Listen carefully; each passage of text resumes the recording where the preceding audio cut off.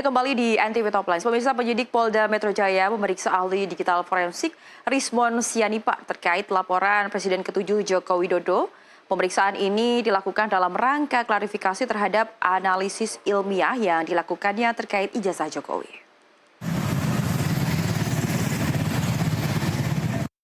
Ahli digital forensik Rismon Sianipar mengaku diperiksa selama kurang lebih 8 jam sebagai pihak terundang untuk klarifikasi.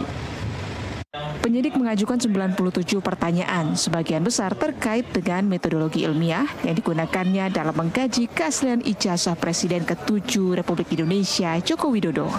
Rismon mengaku tidak semua pertanyaan ia jawab, termasuk pertanyaan menyangkut teknis penerapan algoritma dan penelitian akademis yang telah ia lakukan.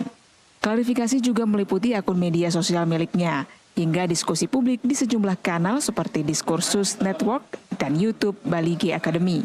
Hingga kini penyidik belum menyampaikan secara resmi siapa terlapor dalam kasus ini. Rismon hanya diundang untuk memberikan klarifikasi di mana nama yang tertulis di dalam surat undangan klarifikasi hanyalah inisial.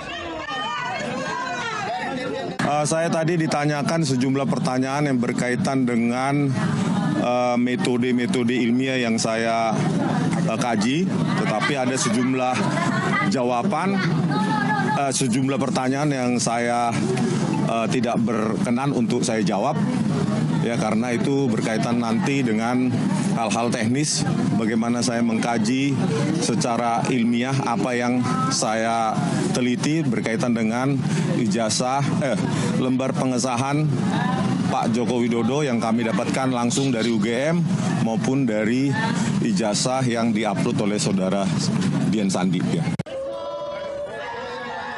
Sementara itu, kuasa hukum Rismon Sianipar, Ahmad Fauzinuddin, menyebut kasus ini seharusnya disikapi sebagai perkara ilmiah. Menurutnya, Rismon hanya menyampaikan pandangan akademis berdasarkan keahlian yang dimilikinya. Dan jika memang ada sengketa tentang keaslian ijazah, penyelesaiannya seharusnya dilakukan melalui jalur perdata. Yang kami jadikan patokan bukanlah apa yang beredar di media, tetapi yang secara de jure ada dalam undangan klarifikasi. Dan dalam undangan klarifikasi itu hanya disebutkan penyidik sedang melakukan penyelidikan sejumlah dugaan tindak pidana. Di antaranya tadi disebutkan 310 KUHP, 311 KUHP, ada juga pasal 27A Undang-Undang ITE dan juga pasal 35 dan 32 Undang-Undang ITE.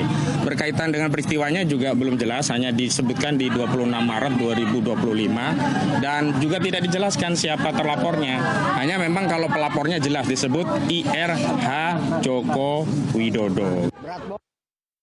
Fauzinuddin menambahkan saat ini sudah ada gugatan perdata di PN Sleman dan PN Surakarta terkait hal yang sama. Untuk itu penyidik diminta menghormati asas praduga tak bersalah dan menghentikan penyelidikan sambil menunggu proses hukum perdata selesai. NTV melaporkan.